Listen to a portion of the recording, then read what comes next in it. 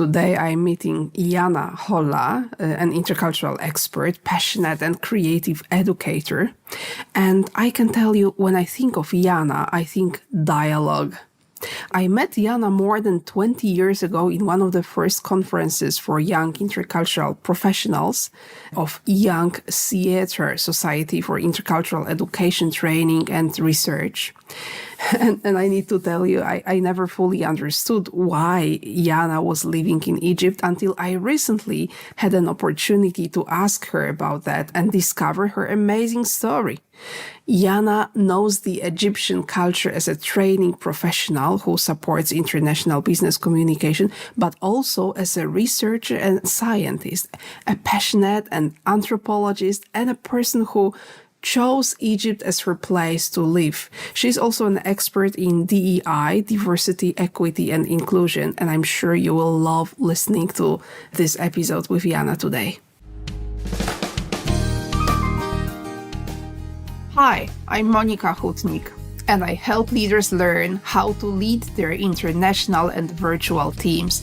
Together with my team at ETA Leadership and Culture, we make the change happen by means of training, coaching, or facilitation. This podcast, A Step Ahead, has been created for all who want to grow in such an international remote environment, who want to grow as leaders, as HR, as change agents, and simply as humans. I'm inviting you here for discoveries and insights. All recording and materials are available at www.astepahead.pro. The country and the culture that we are going to talk about today is really a place of mystery and wonder. It's actually home to 7 UNESCO World Heritage Sites. And you might also have heard about the Mount Sinai and the Ten Commandments. It's also located in that place. Moreover, the 12-month calendar was invented in that country. And it also possesses, if I may say, the longest river in the world. Yes, it's located there. When we think that the population of this country is something around 102 million as of 2020, and 95% of the people live along the river, you might already be imagining what country I'm talking about. The official name of Egypt is the Arab Republic of Egypt. Yes, and I'm having a wonderful person who has been living there for so many years and has been enjoying the Egyptian culture and has been really able to get an insider look into the Egyptian culture. Jana Holla. I'm very glad to have you, Jana. Thank you very much, Monika. It's wonderful to be here with you. I'm so glad. And Jana, I heard this amazing story. What brought you to Egypt? How was it really? Please tell our listeners as well. Well, it was pretty straightforward on one hand, I would imagine. And so the story begins with, as a 7-year-old, I was fascinated with ancient Egypt, generally Asian cultures in general. And I was contemplating whether I want to focus more on ancient Egypt or more or less Mesoamerica and the Incas in Latin America. And then I decided on Egypt. It was closer to a degree. And so this kind of a fascination from the childhood lasted all throughout my later childhood, young adulthood. But given the fact that I was growing up in Czechoslovakia at the time, the chances of becoming an Egyptologist, the profession that for me was just the stuff of dreams, was incredibly also limited, right? Just as well as being able to go and visit Egypt as such. It wasn't part of the communist sphere anymore. And so then the revolution happened in 89 when I was a teenager, and possibilities opened up. So my resolve to become an Egyptologist got stronger. But then I also ended up in the States for a year as a high school student. And all of that led to the fact that I wasn't able to take part in the admissions for the university to become an Egyptologist. So, I reframed it and I said, okay, well, I can still focus on Egypt, just not the ancient one that everybody is so coveting and that everybody is so still, as you said, it's still mysterious. It still catches a lot of attention. What I can do still is focus on contemporary Egypt. And so I started studying cultural anthropology. And when I finished my master's, I focused very much during my master's on the Middle East, primarily Egypt as such. And then, as finishing studies, what do we usually do? right? Either you go and start a profession, or if you don't know what to do with yourself, very often you go for the PhD level, which was my case. And that's when I decided, okay, now I really need to not only just focus on Egypt, but finally visit it not as a tourist, but start living there, because as a cultural anthropologist, it's all about the research that we do. And the research needs to be participatory. It needs to be in the country or in the culture that you're studying. So as a 20-year-old, I think at the time, I've visited Egypt for the first time as a researcher, as a person who's going to live there, as opposed to just visit for a few days or for a few weeks. And the story from that moment on is very short. The moment I entered Egypt, or the moment I came and lived in Egypt, I bought my desk a half a year later, which for me is very important to have a good place to work and to study. And that was it. I knew this is home from now on. And it's been 20 plus years since. That's quite incredible. I'm thinking how fascinated I was with the culture of ancient Greece. I knew all the gods by name and all the stories. And what would have happened if I continued my passion? That's quite incredible. Maybe I would be seated somewhere else now. So you came to Egypt because you just loved the idea of the country, and you learned to love the country, the contemporary country as well. Yes. What was it like to be in Egypt, to go to Egypt? That's a very good question. Well, first of all, it's very different from our European origins, right? Or where we live, especially, I mean, like yourself, I'm coming from Central and or Eastern Europe. So the climate is very different, first of all. But it's just the moment you enter the place, it's different smells, it's different sounds, it's just very, very different. And you immediately know you're somewhere else. Yeah, if you get off a plane, I don't know, in Paris, in Brussels, it's still Europe. It still kind of feels the same, right? It has a certain way of being, the place itself. There, immediately you step off the plane and you know you're somewhere else. It's not just the heat, which, depending on which time of the year you go, can be exorbitant, like it is right now, where it's about 40 degrees and we've had continuous heat wave for the last few weeks. If you go in winter, it actually can be relatively colder. It's still in the 20s or 8 or like 10s or 15s of degrees. So it's the temperature, but it's primarily the smell. The smells are very, very different. It's the smell of the Orient. If I can be kind of a bit corny and stereotypical for just a little moment, I'll try to get out of the stereotypes as much as I can, actually, during our conversation. And yeah, it's also just Cairo particularly is a noisy place. It's the home of nobody knows exactly, but right now it's probably 30 million people. So the traffic is overwhelming. Exactly. It's like boof, the sound, just the volume explodes. And it's also the way how Egyptians like to communicate. So when we're talking about, in Europe, if you have something important to say, if you're interested in what you're saying, we sometimes also raise our voice, but just very little. And it's mainly in the intonation where you realize, okay, this is important. Or you may repeat it one time. In Egypt, you raise your voice. Yeah. So very often what many Europeans, primarily Europeans, think when they come to Egypt is like, oh my God, everybody's yelling here. What's happening? And everybody's arguing. And this is the first thing I always explain to many of my clients since I moved a bit from the cultural anthropology. I'm using that knowledge, but in a more practical, applied way as an intercultural consultant very often. One of my main jobs is to help other foreigners who come to live and work in Egypt to understand what it means to deal with Egyptians, but not to deal with them just on a superficial level, but to really try to understand them, to really thrive and to really enjoy their life and their work in Egypt with Egyptians. So a little digression just to explain that I'm always explaining to my clients, people aren't arguing all the time. They'll probably argue just as we would argue back home in terms of frequency. What you're hearing and what you're interpreting as arguing or argumentation as such is actually people trying to, with their voice, with their higher volume level, they're trying to impart how important the topic is, either for them or for both of you and for them and you as the listener. So this is one of the first misconceptions that many people would have about Egyptians. They're loud and they're conflict prone.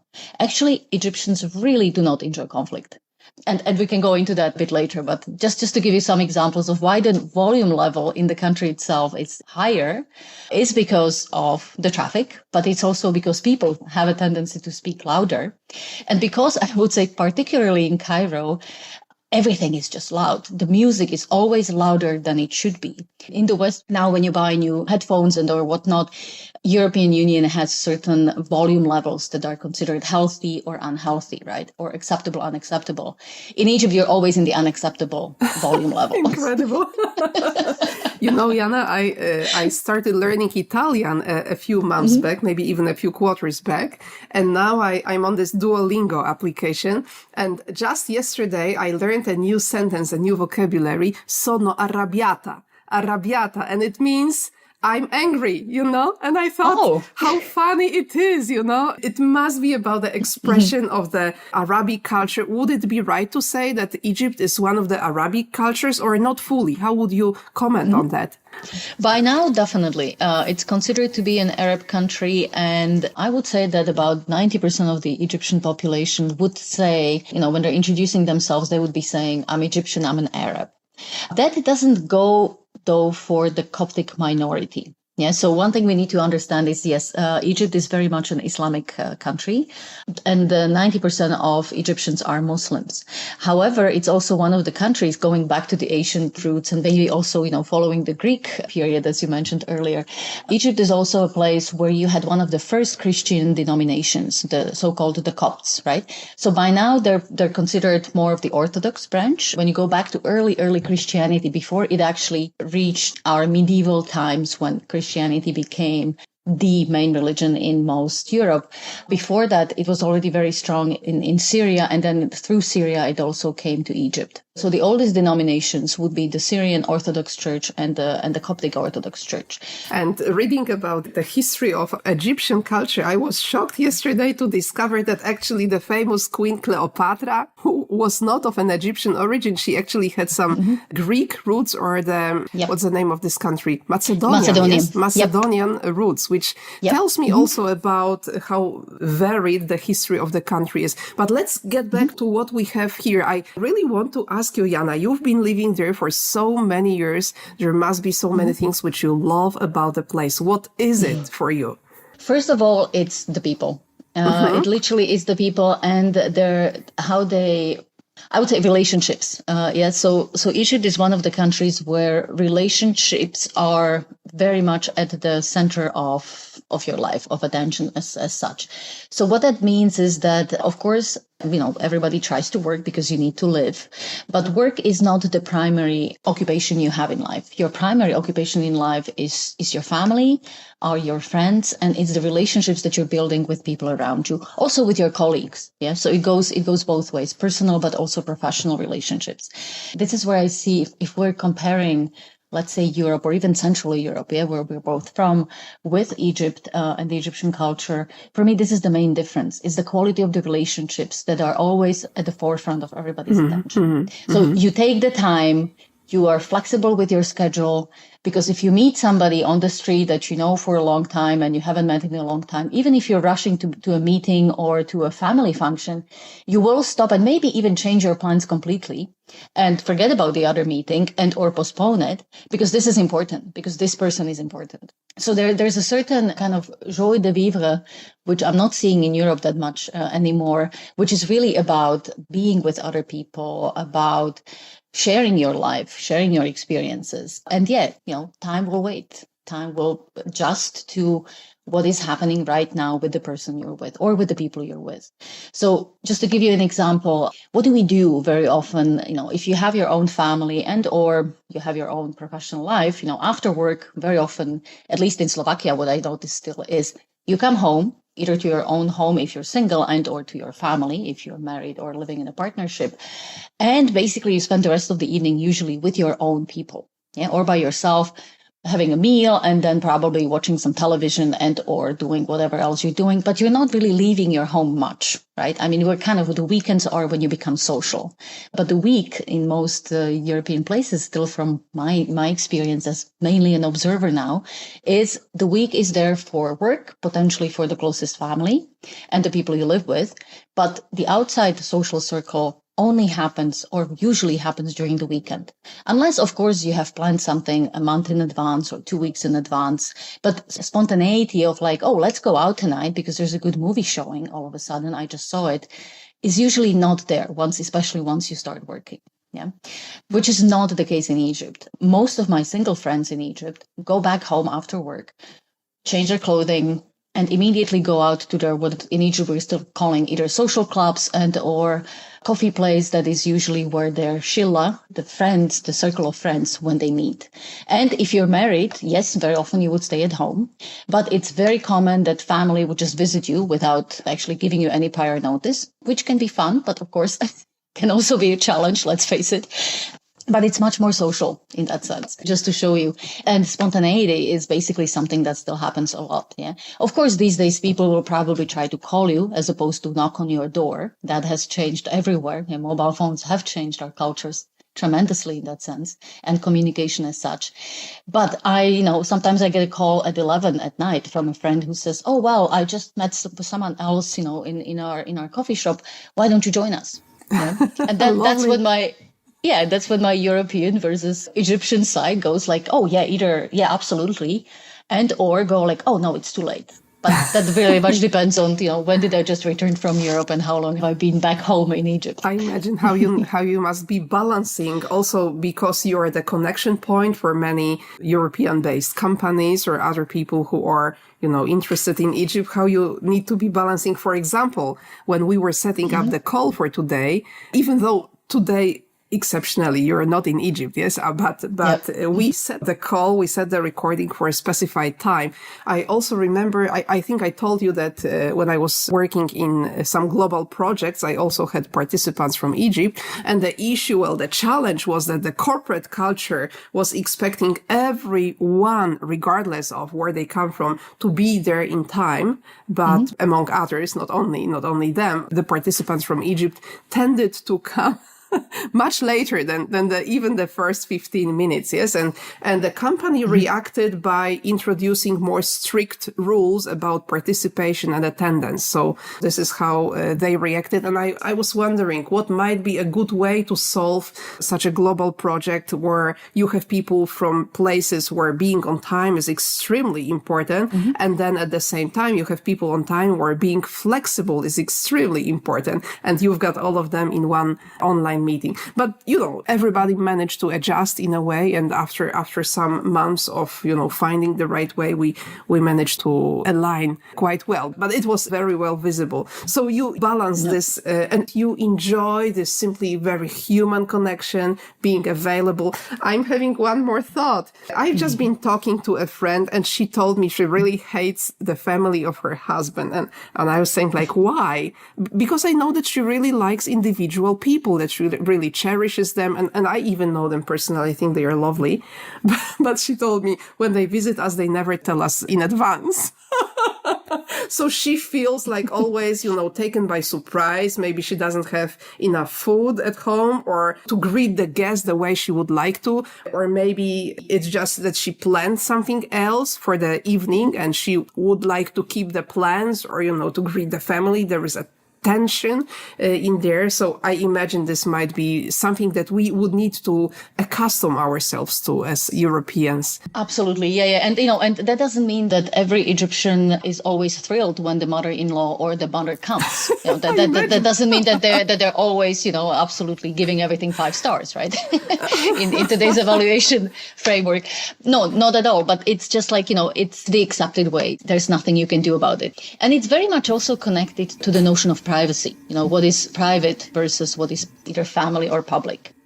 So how does it function? So in a traditional Egyptian family, because let's face it, also, just like everywhere else, the culture is evolving and it's in a bit of a flux. And you have either what we're now distinguishing mainly 102 million people aren't going to be all the same, right? Actually, none of them are going to be exactly the same. But what that means is that very often we're talking about the more traditional Egyptian culture, and also in terms of the family. And we're talking about more either westernized or kind of a more modern, although I really don't like to use that term that much, but, a kind of a more, I would say westernized or globalized family lifestyle, right? But for the traditional family in a home, there is no privacy. Such a thing as, when you're thinking about having teenage children these days, they very often have a room that locks. And what we are usually doing is I knock before I enter somebody's private room. In Egypt, you don't knock. Very often the doors aren't closed, and the mother would never knock when she's entering her child's bedroom. Why would she? It's her house, right? So, and the same goes very often for the bathroom, in the sense that, of course, if you're hearing somebody's in the bathroom, you usually don't barge in. In Egypt, sometimes you might, right? Because you might need something. So in that sense, the notion of privacy is very much also connected to this fact that you're always surrounded by family. And many of my friends who either lived abroad or, who have a lot of international friends like myself are sometimes saying, I envy you this fact that you can be by yourself, because we in Egypt never are. And traditionally, it's considered to be a bad thing to be alone, because if you're by yourself, there's immediately this connection of you're lonely. Mm-hmm. Yeah. And so people always want to make sure that you're never lonely, that you're always surrounded by other people, because being surrounded by other people is considered to be the right way of being. And it's considered to be also good for you, psychologically speaking. Yeah. Mm-hmm. So I have experiences, not so anymore, but when I first moved to Cairo, and of course I was a single woman living by myself at the time, a student. People, many of my neighbors who were brought up very traditionally, because I chose a kind of a downtown Cairo, which is kind of still a rather traditional neighborhood. It's not an expat neighborhood per se. And, I would have neighbors knocking on my door with all kinds of pretexts every 5 minutes the first few weeks. And I couldn't understand what's going on until it hit me. Oh, they don't want me to be alone. They couldn't understand that I would be okay living and staying by myself. So when I had friends, I was fine. But when I was by myself, they always tried to breach that long period of me being alone by, knocking on the door, inviting me for tea, or having some pretext to just talk to me so that I don't feel lonely. What about introverts in Egypt? Do they have a chance of survival, Jana? No, of course they do, because in a sense, it doesn't mean you have to communicate with people all the time when you're with them, right? So even in a house, you're still left alone by your parents, by your siblings. It's just that it's not for a very long period of time. Yeah. So I guess if you're on the extreme scale of being an introvert, this is not your favorite place to be, let's face it, right? And that's when you're becoming what we're calling often the cultural outlier. But if you are, somewhere in middle between introvert or extrovert, it's perfectly okay. And so you can always find a little bit of space for yourself. But sometimes you probably have to fight for it, and it is not the norm. Yeah. That's the bottom line. So how easy is it really to establish connections when you are in Egypt? It seems to be, just inviting itself to happen, but is it really so? Well, as an introvert myself, or predominantly an introvert, I can tell you it's much easier than in Europe. Yeah. But I would also distinguish between the superficial first meeting and establishing deep friendships. And just like everywhere else, superficially in Egypt, it's very, very simple. It's very simple to talk to other Egyptians. It's very simple to talk to other foreigners, because with foreigners, you can always connect on how simply different this place is compared to where you grew up. Yeah, so easily you can go into details very quickly with different anecdotes, whatnot. With Egyptians, they're very much curious where you're coming from, what your people are like, and or how much do you, how long have you been to Egypt, how much do you enjoy it, what have you seen and whatnot. So on the superficial level, the communication is very quick and very easy. Again, if you want to create long life or lifelong, would be the expression, friendships or deeper friendships, meaningful relationships, that like everywhere else takes time. Yeah. And that requires you to be a bit compatible, have some common ground and whatnot. And I imagine it really takes this time of getting to know each other by conversations, through being together with, just as you explained. And I'm thinking, what about the language? What's really the language of communication we can use, as we are not Egyptians? Shall we learn Arabic? Is it really highly recommended? Well, I'm also referring to the fact that Egypt used to be a British colony. To what extent is the British language, the English language prevalent? How widespread is it? What would you recommend, Jana, from your experience? So the moment you are thinking of living and working in Egypt, at least few Egyptian phrases and words are incredibly appreciated and go a long way. Many people will speak English if they have a higher level education and or are working with the tourists in the tourist industry. And just like in many other places, the urban versus the rural connection is there, right? So in the urban places, especially Cairo being the metropolis that it is, the younger generation, about 80% of the younger generation will have at least the basic command of English and or be at least able to say hello, how are you, where are you from? But people in the rural areas, not so much. Yeah, there you need to kind of look for the more educated classes, so to speak. We always have this rule that the people who always should have at least some command of English are pharmacists, because the faculty of pharmacy or the pharmacy industry, educational industry in Egypt teaches the last 2 years of pharmacy studies in English. So I'm always recommending to all my clients. Wow. Yeah, exactly. Right. I'm always recommending to all my clients, well, if you have if you even find yourself in a rural area and nobody is speaking English and you really need some help, find the nearest pharmacy. I'm not saying their command of English is going to be excellent, but it's going to be at least basic. So just to recap, having at least the basic phrases of hello, how are you, thank you, you're welcome, goes really a long way. Then you can switch to English, and most Egyptians will switch to English as long as they can for two reasons. First of all, because they want you to feel welcome and they want you to feel comfortable. So they assume English is easier for you than Arabic. And secondly, for them, it's also an opportunity, if they're studying English, to improve their English. Yeah. So people in Egypt usually do not expect foreigners to speak Arabic. Well, they're very much appreciative when we're speaking Arabic and very much in awe and very curious, how come you actually know our language? Because there is this notion that Egyptian Arabic is relatively difficult language to master. And at the same time, sometimes even if I'm trying to speak in Arabic, they will try to speak English back.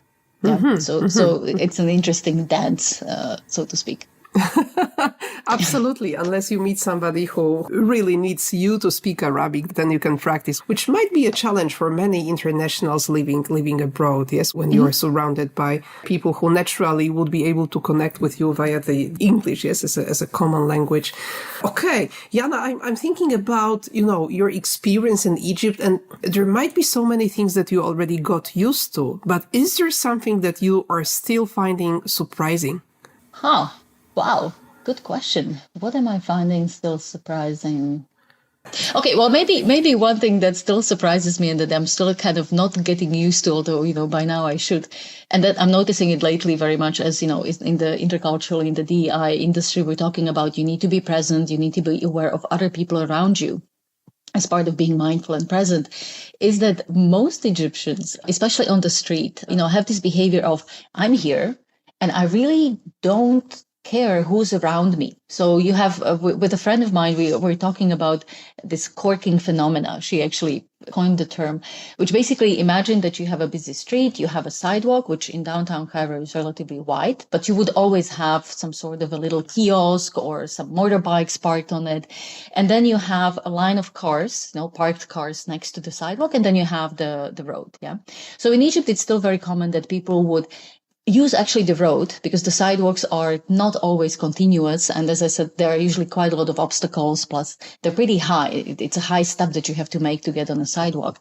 So many of us are walking on the street. But imagine, okay, you want to be on the sidewalk. You're walking on the sidewalk because in downtown, as I'm saying, they're nice and wide. And all of a sudden you need to cross. Yeah. And so you see a gap between the parked cars because, of course, this being a big metropolis, parking is always an issue, just like in any major city. And so the cars are parked relatively close to each other. So you can't always find the gap between cars to cross the street. So you finally see a gap. Yeah, there's no motorbike standing there for once. But all of a sudden, what you find is you find one or two Egyptians standing, talking to each other, and or an Egyptian on the phone talking. So basically corking, putting a cork on the bottle, right? So corking the street at that moment.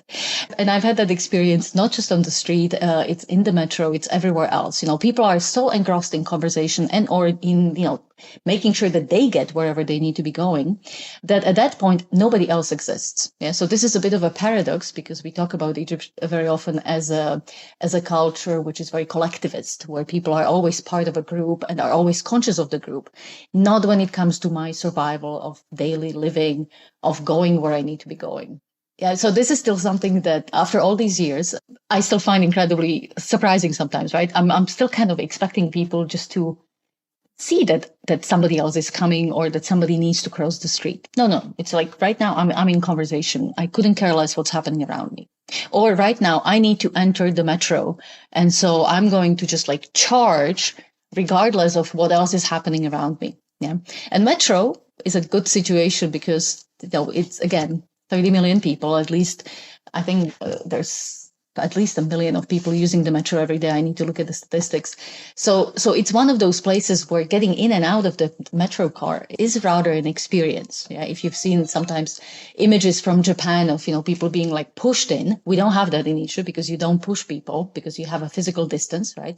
That is connected to Islam to a degree and the Islamic values of your own private space and the fact that men and women should not come into personal physical contact. Well, personal, yes, but not physical. So we don't have people being pushed into the cars, but you have this sense of like, if I don't get into the metro right now, I might never get there. The fact that another one is coming in 2 minutes is beyond the point. So you reminded me of a wonderful situation the other day. I'm coming back from a university where I teach, and it's one of these days when the metro is just like exploding.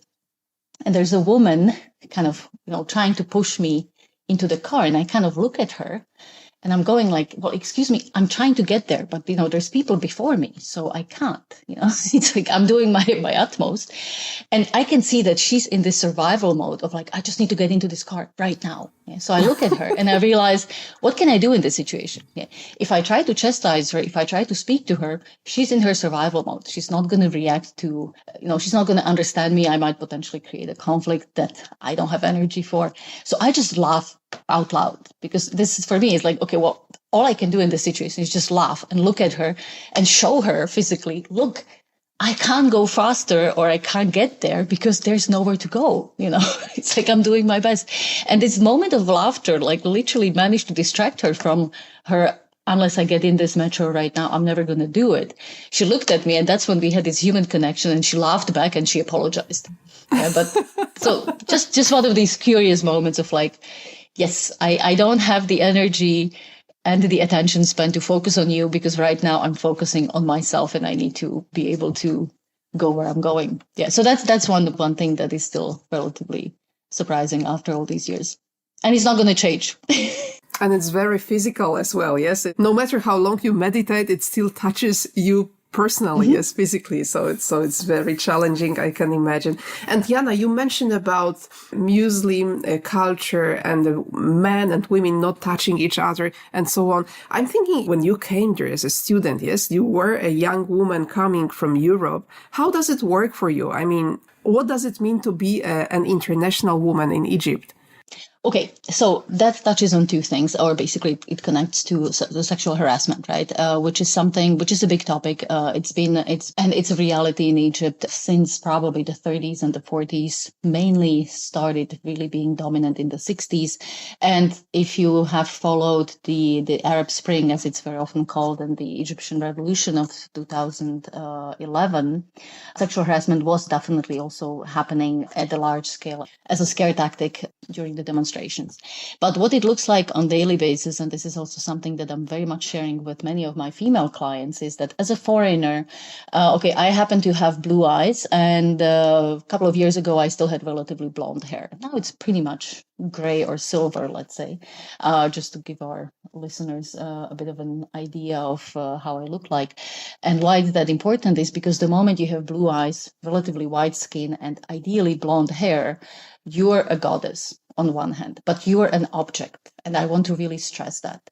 So on the street, I'm being noticed. There's no such thing as I can melt into the crowd. Yeah, that just simply doesn't happen. And it doesn't happen to pretty much any foreigner, be it a man or a woman, especially coming from Europe, especially when they're white. And so racism is a thing, colorism is definitely a thing. So the positive side is that we are noticed and we are very much admired. The negative side of that is because we're admired as an object, we therefore have no feelings and we're therefore more accessible. Yeah. So what that means is that on the street, I get a lot of attention. I'm being called out every 5 minutes, be it in English or in Arabic. Very often it's very positive language. It's the language of you're beautiful, you're lovely. Well, in Egypt, very much the positive connotation is around sugar and around sweets and around being a bride. Yeah. So I get a lot of kind of positive, I don't even know how to call it. Positive attention. Yes, positive, I get a lot of positive attention, but I get it all the time, right? So of course, plus I also understand it's really not about me as Jana walking down the street. It's about me as a white woman object walking down the street and stirring a lot of fantasies. Again, the harassment in that sense, if I can put it that way, doesn't always happen from the side of the men and or boys and or young men. Young men are, of course, usually the worst because they can control themselves the least, so to speak. Very often I get these positive reinforcements, if I can call it that, also from women or from girls, right? Who just basically love the fact that I have blonde hair or that I have blue eyes, which is something they'll never have. And because of colorism, the white skin is really, really cherished. And, you always have colorism whenever you come into a country, you go to the pharmacy and you see whitening products. Yeah, it's the reality. Unfortunately. So this attention I'm getting, of course, it can be also negative. Yeah, there are also words I'm not going to mention here that are less than positive that I'm also yelled after. Yeah.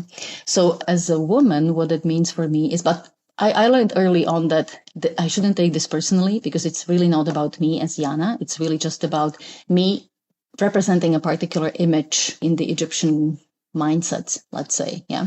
And so as a personal example, to go a little further with this, I have a very good friend who is half Yemeni, half Czech, just a stunning woman. And, in Europe, when we walk side by side, she's the center of attention. Not that Europeans would say anything, right? But you can see that she gets a lot of attention because, aesthetically, she's got beautiful features. In Egypt, nobody looks at her because she has the Arab features. Yeah, so everybody looks at me and I'm literally parting the waters like Moses sometimes when I'm in a neighborhood where people don't see foreigners that often. And I'm saying that and I'm laughing as you can see me, not that our listeners can see me laugh. But it literally, people will kind of look at me and open the way so that I can go through. But of course, while asking me where I'm from and who am I and whatnot, it's impossible in Egypt to not be asked, where are you from? It's a national fascination. But yeah, the price of that always being part of the attention is that it is, of course, incredibly tiring and there can be sexual innuendos and not everybody is equipped or can handle it easily. Yeah, so I learned over the years, but this is definitely with expat women, one of the topics that we discuss in depth. And then we try to prepare them because it is what it is. And is it changing? Of course, there's the potential for change. It's also a social phenomena that has certain roots and therefore there are solutions, but I'm not seeing those solutions coming forward anytime soon. So the one thing I would like to add when we're talking about sexual harassment is also the fact that it doesn't happen only to foreign women, be they from Europe and or from other regions. It's also a local phenomenon. Yeah. So this is something that I think is really needs to be said, that just as it affects us foreign women, it also affects local women.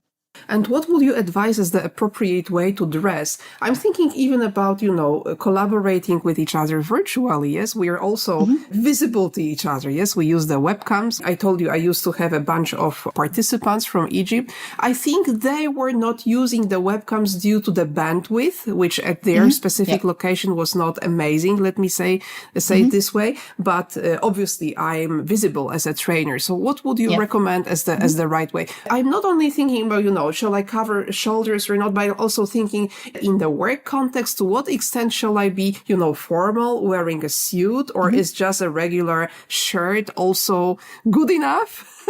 So to say, as for example, for most European groups, it would be. What's your advice here, Jana? Yeah, so what I would say is that the general principle when it comes to dressing is you always try to dress up rather than dress down. Always, if you're in doubt, go for more formal form of dress than informal. Of course, depending also who you work with or what is the occasion? That is also a decisive factor. However, let's say if you're working for a governmental institution, if you're working for a private institution led by Egyptians or, primarily with Egyptian staff and or also management, at that point, yes, a suit is definitely more of a thing than rather a shirt. And yeah, so you're dressing up to a degree. However, of course, when you're working for a multinational corporation, I don't know, Vodafone comes to mind as one, they're now trying to get all these kind of what I would call kind of globalized / Western ideas of casual Fridays, for example, right? So yes, so you would see employees walking in jeans and just in casual wear during those days.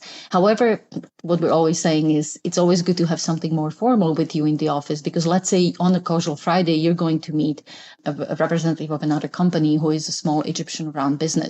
They're not going to appreciate you being dressed down. Yeah. And when we take that into normal or daily living situation, Egypt, it's an Islamic country. It's not a fully Orthodox Islamic country. So yes, most women would be veiled, but not necessarily all of them. And it's not a precondition that, you have to be veiled, like, for example, in Iran, where it's still the case. So it doesn't mean that as a foreigner, I need to walk around on the street with full-length sleeves and a skirt or trousers all the way to my ankles.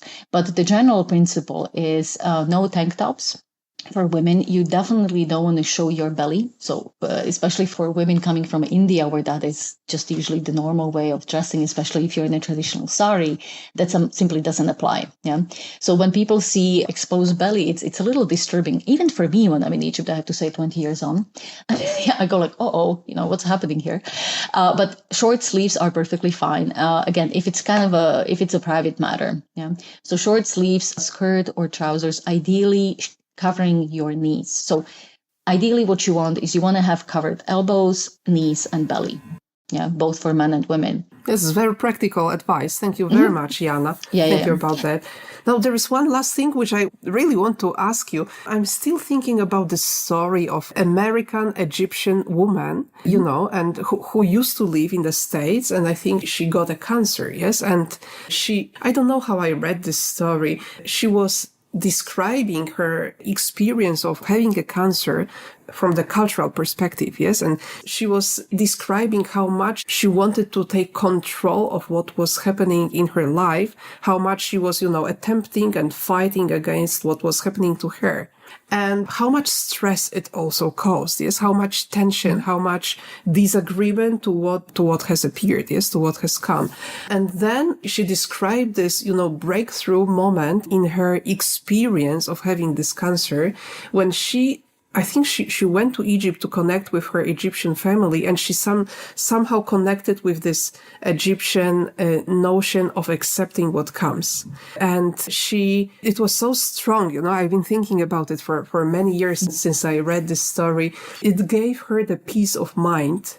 And this is what she needed at that time the most. Well, it didn't stop her for, looking for prevention and ways to heal that. And she did manage to get it healed in the end, finally. But that was the part of her cultural heritage that she got in touch with.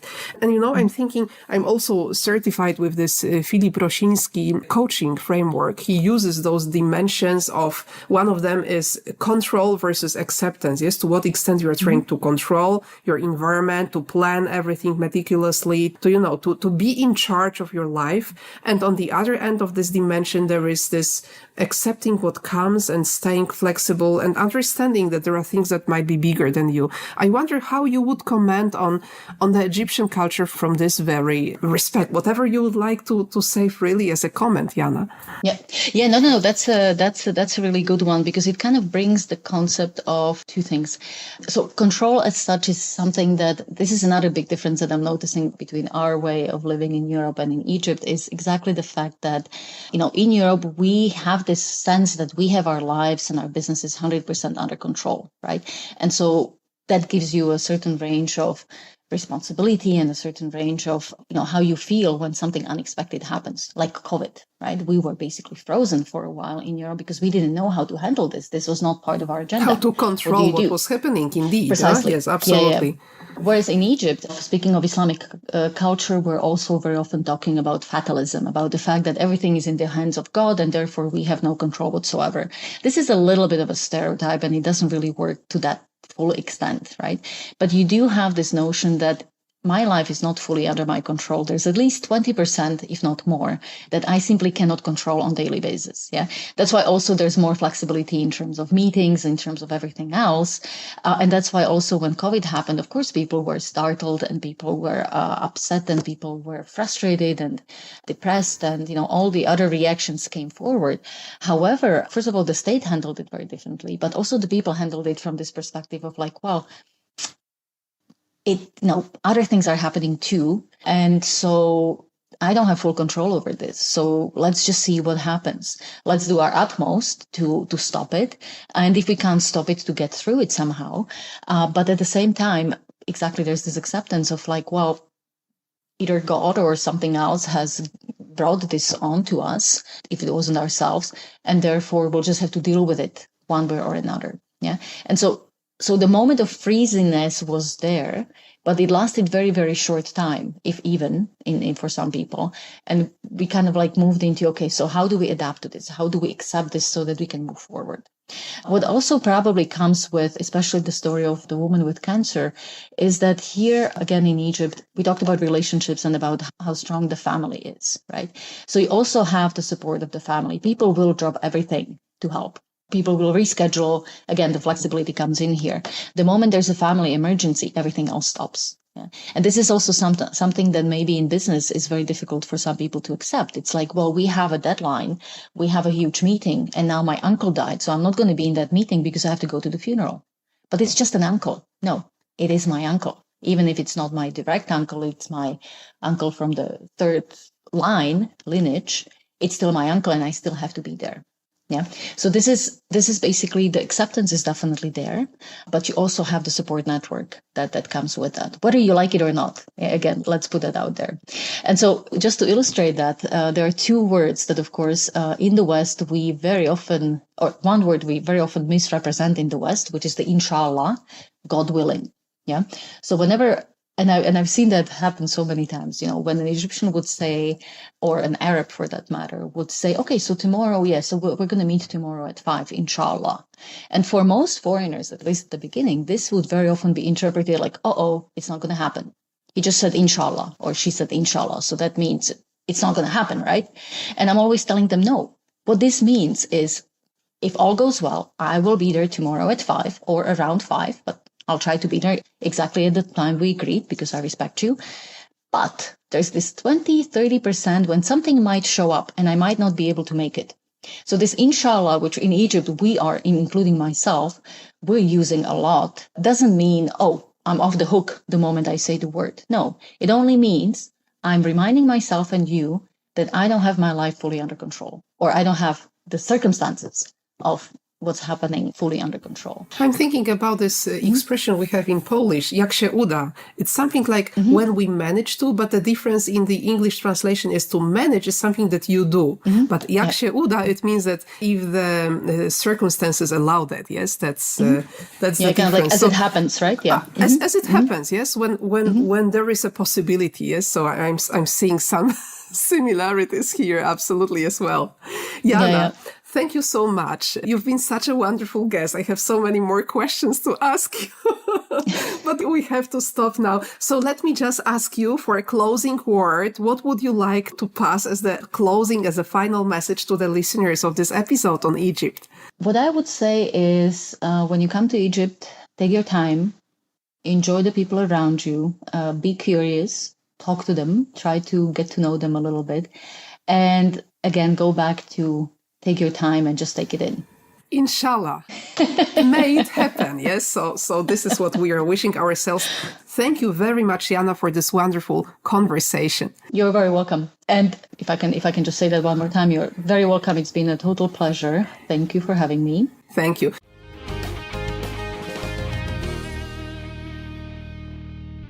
By the way, do you know that the hieroglyphs, an ancient language once used by the Egyptians, has only about 700 symbols? So why not give it a try when you go? Just joking. To summarize what we have learned about the contemporary Egyptian culture, first of all, be open to people, just as they will be to you.